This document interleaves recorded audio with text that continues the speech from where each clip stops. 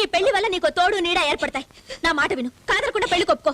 వద్దక్క, నేను మరో పెళ్లి చేసుకోను. ఏ రోగం?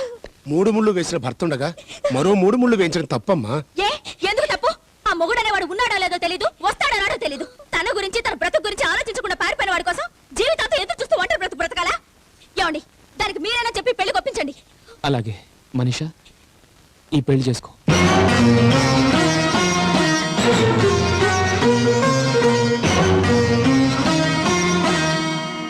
వద్దులే, చేసుకోవద్దు. ఎందుకు చేసుకోవద్దు? ఒకసారి పెళ్ళైన పిల్లకి రెండోసారి పెళ్ళంటే తప్ప. భార్య చేస్తే మగాడు రెండో రోజు రెండో పెళ్లి చేసుకుంటున్నాడు, తనెందుకు చేసుకోకూడదు? దాన్ని కట్టుకున్నవాడు బతికే ఉన్నాడు కాబట్టి. అలాంటి వాడు బతుకున్న ఒకటే, చచ్చిన ఒకటే. అంత మాట అనుకు. ఆయన దేవుడు. ఏడా దేవుడు? ప్రత్యక్షమవుడే అవుతాడులే. అయినా తనకి లేని బాధ నీకెందుకు? తను ఒంటరిగా ఇంట్లో ఉంటే నాకు బాధగానే ఉంటుంది. మనీషాకి పెళ్లి జరగాలి, అత్తారింటికి వెళ్ళాలి. తను ఎక్కడికి వెళ్ళదు, ఇక్కడే ఉంటుంది.